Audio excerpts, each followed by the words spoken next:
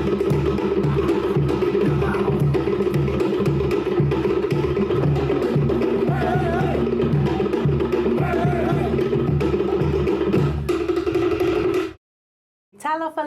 long ongoa o Leao Tildsley. Whakawhaatu, Elliot Ikilei. And this is Talanoa.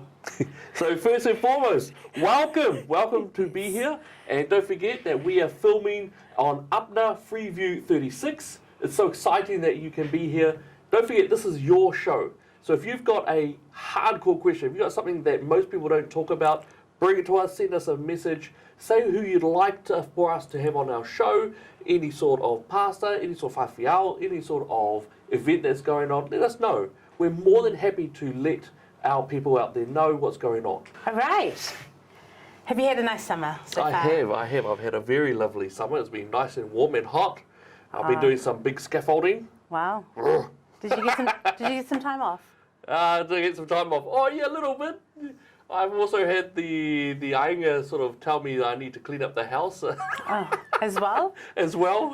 So it's been a bit tough on the old bones, but all good. How about yourself? Well, apparently life in New Zealand doesn't actually start until after Waitangi Day. Oh, lovely. Yes, so I haven't right. started work yet. I see. Oh, great.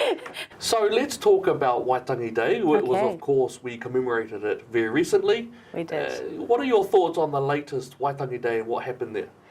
Well, from what I could see and from what I experienced with, we had some of my friends up there doing worship, being available to be up there to pray over the grounds. I saw a lot of our Pacifica MPs up there with the Māori ones, there's some very interesting developments from that, which I saw that Judith Collins wasn't able to speak. She was. That was an interesting development I saw. Although I'm not surprised that I'm starting to see more of a push towards. I'm not going to say racist because that's it's used quite a lot, but she wasn't able to speak, was she?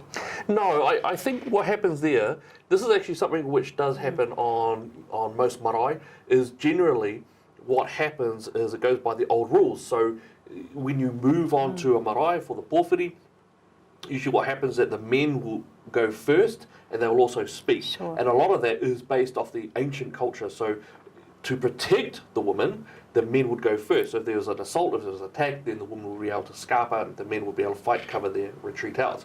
So that's usually the reason why, in terms of marae protocol in the pōwhiri, that is why the women don't speak and why the men do everything in the front and they speak. It is interesting, of course, that Jacinda Ardern has been given speaking rights, yet at the same time, Judith Collins has not. Now, that's okay in a way, but that does actually break at least my understanding of the tikanga of not just Māori but tikanga of marae. It's the cultural rules and protocols that there is. So it is quite interesting that they've chosen one but not the other. Sure. And I think, but I'm actually sort of okay in this. I think that if they are going to be nepotistic, if they're going to say, nah, this girl can and this girl can't, if they're going to say that, it's their house, their rules. Protocol, It's their protocol. It's the Ngāpuhi, or at least the Ngāpuhi tribe of that particular area anyway. So I'm sort of okay with that, actually. Is that where she actually announced Matariki? Yes, right. So Matariki, of course. Yes, you're right. That Matariki, we're going to have a new holiday, of course, next year. And that's going to be Matariki. I believe that's going to be June the 24th. Yep. And which means it's going to be all fun, except for one group of people. I think you're talking more about the small businesses. Yes. And seriously, the attack on small businesses. Oh, man. Right throughout COVID, right to this point of saying, hey, look, we've got a holiday, but all you small businesses are going to have to pay out to everyone. This is not full thinking because it's our mum and dad businesses, right, that are actually, suffering. Going to suffer for this. Well, that's right. And Leao's absolutely right, because what you're talking about, of course, is that the vast majority of businesses in New Zealand are actually small to medium businesses. And that's really important because even when you've got Labour who've now added a new holiday, on top of that, don't forget that they've also, doubled nearly the sick leave that's possible, Sure. which feels good on the surface. It feels good to have a minimum wage increase. It feels good to have more sick leave. It feels good. The problem is that usually what will happen from that, and this has been proven time and time again overseas, is that whenever you, for example, up the minimum wage, what you find is that they cut the jobs even more so. That's right. And often in the warehouse is actually a really good example of this, is where they'll change the full-timers to part-timers and the part-timers to casuals. Casual, yeah. And suddenly you've got this place where oh no, now I'm having to really hope that the timetables will show me having a few more hours, and I really, really hope. And if you now are casual, you can't make a plan to go to Samoa or Tonga 6 months, 7 months in the future. You can't make those plans because you don't know what hours you're going to get. That's right. And so for Labour to say, heartfelt reasons, what they're actually doing is throwing a lot of small businesses under the bus. And if you're going to have a cafe that might have 3 full-time employees, suddenly that cafe is going to have 2 full-time employees and the other one's gone. Right. And I think sadly, we are seeing the further attacks on small businesses as it is. I mean, we had my son, he just worked casual over Christmas, and he felt it. The first, we were all going away for Christmas, but because of that, he was let go. It was just one of those things that they have to do now. There's no sort of loyalties anymore, as to, we like you, you're a good worker. Now it's all about, we can't afford to pay you. Yeah. And you cut more and more those, and it may not seem noticeable, but you watch as that starts to come down more and more. We've got bigger businesses taking over, then it will start to really show. And you'll go to each place and they'll be selling the same thing. You won't have the creativity that comes from small businesses anymore. Yeah, absolutely right. Yeah. So we've had that. We've had Matariki being announced that's going to hurt our small businesses even more on top of what Labour's already done.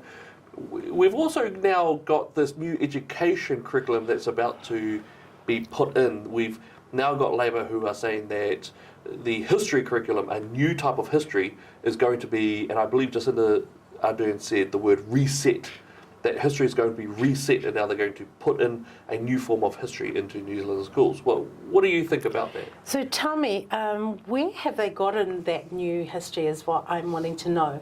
It's all well and good to reset something, but what are we resetting it to? And what kind of thing, where have we gotten that? What is the basis of that?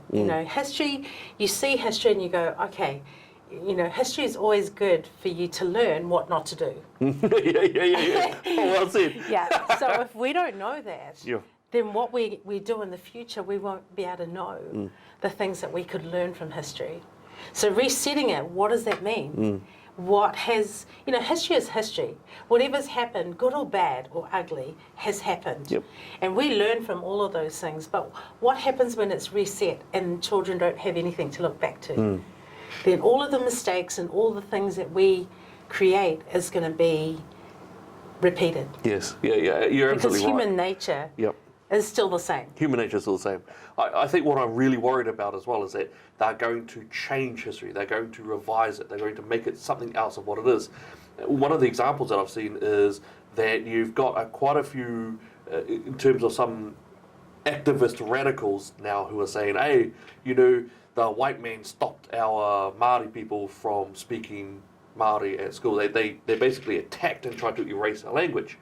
Let me explain that particular one just very carefully, because if we talk about history, we've got to talk about history and facts. What happened is 337 Māori gathered together and wrote a petition to the government to say, hey, look, we know this new world is coming. We want our children to take hold of it. We want them to succeed. And in order to succeed, they must be able to speak te reo Pākehā, to be able to speak English really well. And so that's part of the reason as to why the government stopped it in schools. Right. We know that the language suffered heavily. But, and we've spoken about this a couple of times before, if you go out now, my family, I'm married into a Chinese family. Some of those kids will go to school and then they'll go home and they'll speak Chinese. a wha Samoa kid will go to school, speak English, go home and speak Samoan. Yeah. What happened in the kāinga? What happened at the home?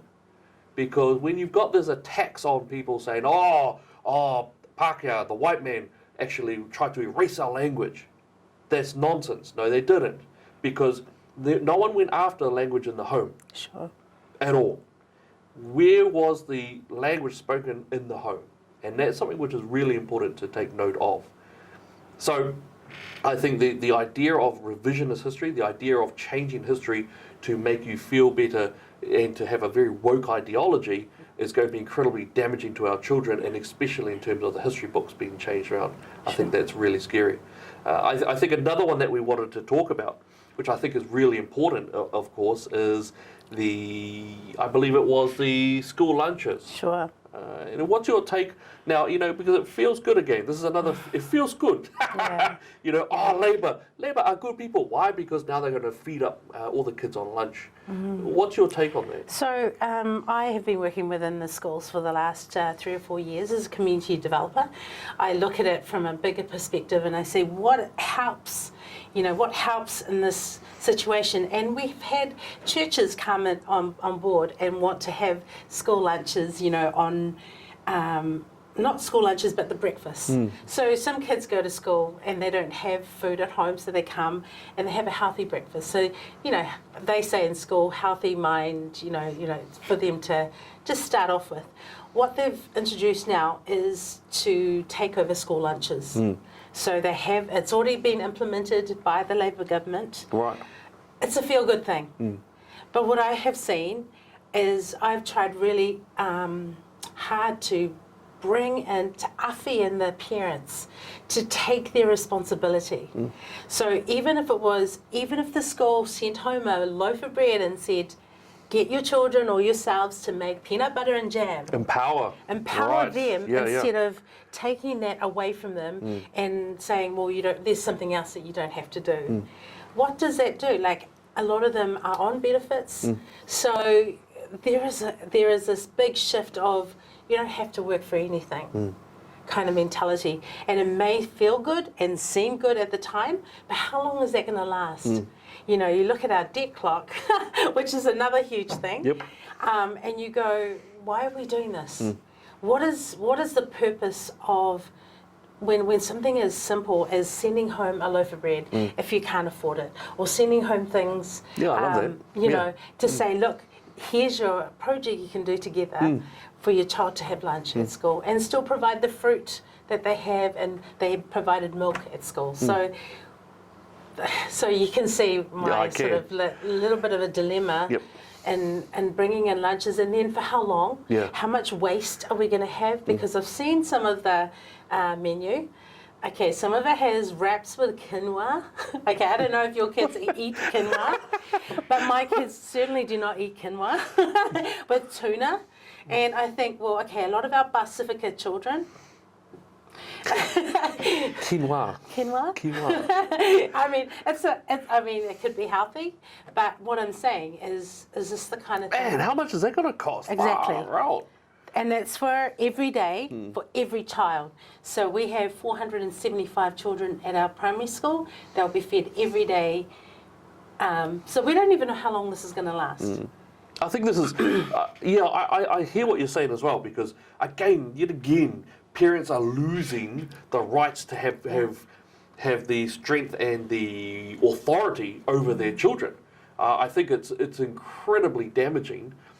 Yet again, another government policy that says the state is the parent is not the parent. Yeah.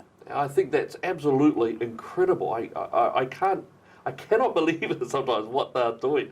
And again, this is all designed to make you feel good. Yeah. You're supposed to feel guilty if you refuse it. You're supposed to feel like, no, this is a good thing. Yeah. But is it? Yeah. How many times are we going to allow the state to replace the jobs of the parent? Yeah.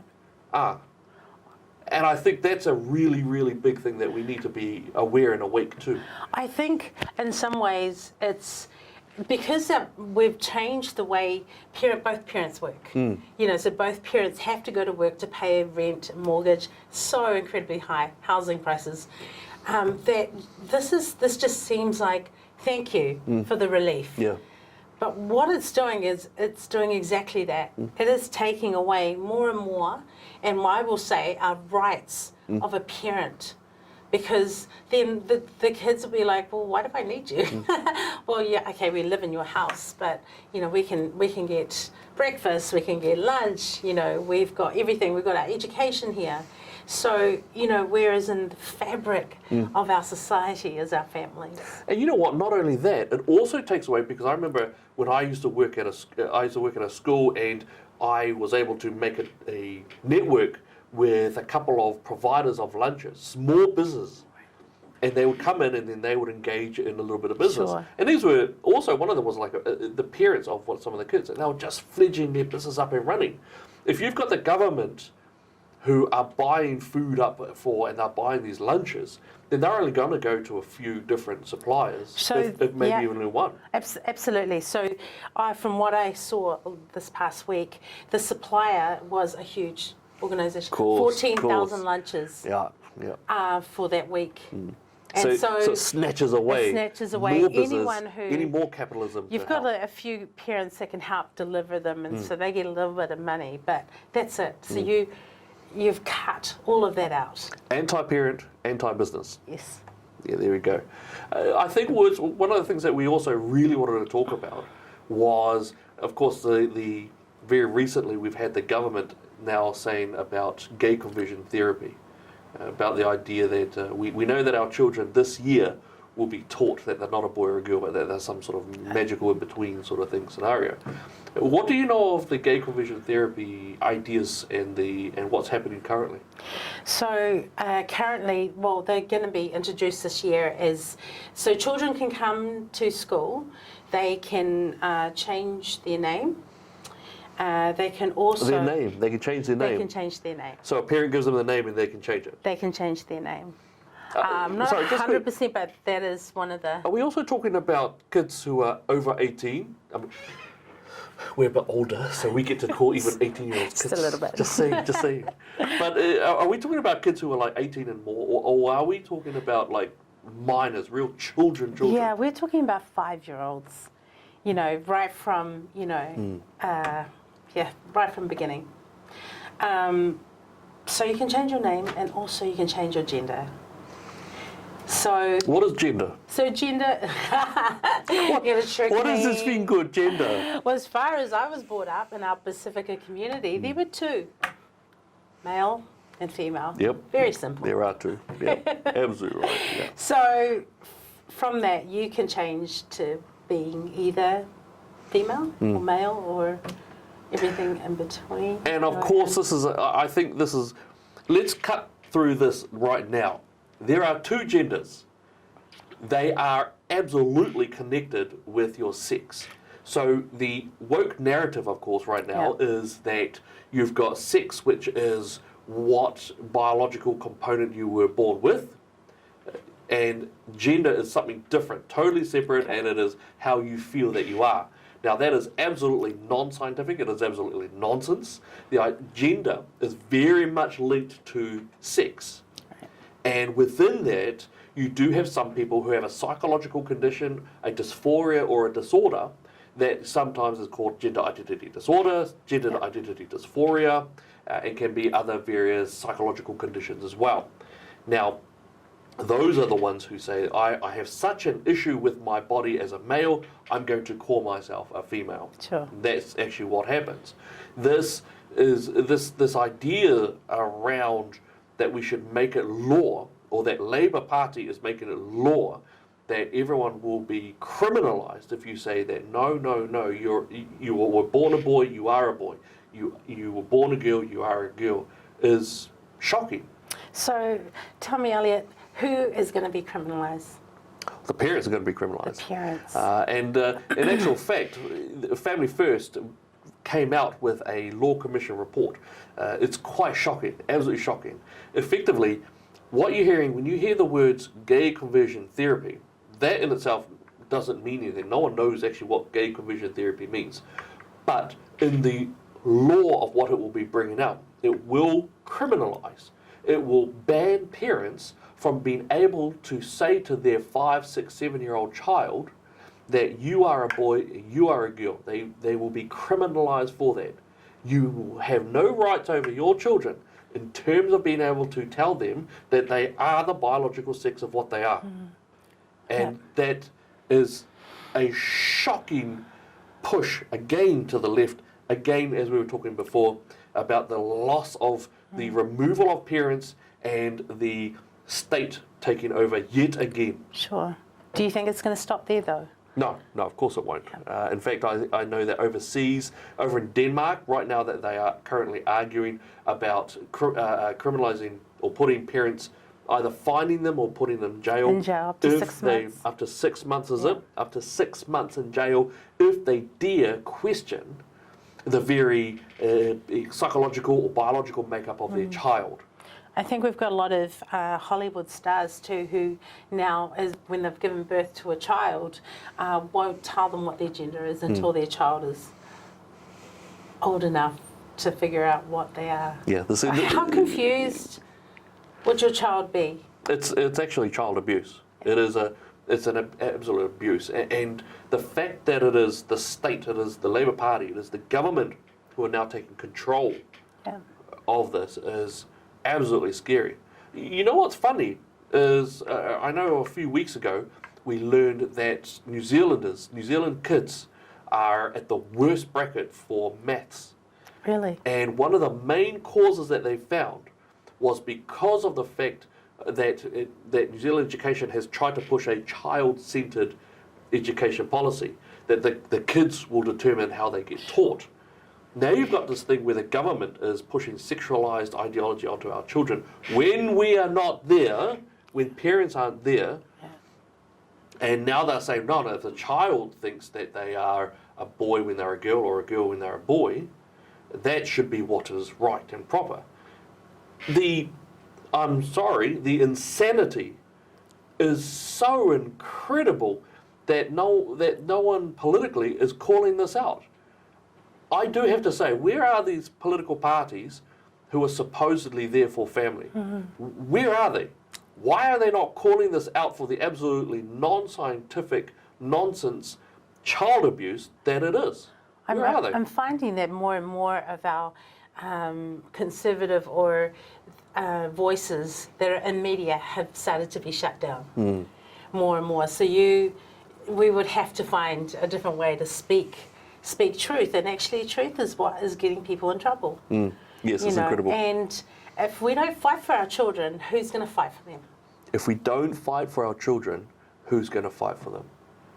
Absolutely right. Absolutely right, and I can't think of a better way to finish up there. So, look, we are talking about strong topics. Please, these are topics that will have so much to do with our future, for the future of our children. This is unbelievable what we are seeing now. And so these are really big topics that we need to discuss as a community, as ainga within our own family, and with individuals within our freedom. May I just say that the fact that we do not have a political voice that stands up for children and for families is unbelievable. We are watching the removal of parental rights to be replaced by the state, the government. This will not go well for any of us if we allow this undemocratic, anti-family, anti-business movement to continue. What do you think, Leao? Yeah, I really think it's time for our communities to take back what belongs to us. Our families, we have the power, we have the strength to do it. We just have to start look around and see what is happening. These discussions that Elliot and I are having, and more people have the discussions, have the hard discussions, and talk about them, because it's not a crime to talk about it right now. Not yet. Right now. Woo! So do it. This is the time to do it. If you look at, I mean, I'm going to say it. If you look at Germany, you ask, where were the voices? Where were the voices? You know what? Now is our time to say, where are the voices? Where are our voices? You know, it's our time to use it. Yeah, and you know what? And may I say, I'm so proud that both my grandfathers, both my Palangi grandfather and my Pacifica grandfather, they fought in a war against Nazi Germany. It's incredible that we're actually seeing the same sort of things starting to come up now. Yeah. And it's amazing. And now I wonder, maybe it's also back then, the people who should have spoken up, maybe they didn't speak up. Maybe this is actually a repeat of what we saw back then. Which is the whole point of erasing history and resetting it, right? Yes, yeah, absolutely right. Resetting history, degenderising our children, taking control of them in the places that we are not. Yeah. But look, these are the talks and the discussions that we have. We want to thank you so much for being a part of us and also being involved in what we're doing here. So don't forget, we are being viewed on APNA, Free View 36. We are the voice for you to bring out the harsh words and also the tough topics that people will not discuss. And God's blessing and favour over you. And thank you for joining us today on Talanoa. Comment, message us, let us know how you think we're doing. And also don't forget to tell us any subject that you want us to talk about. God bless you, and God bless New Zealand.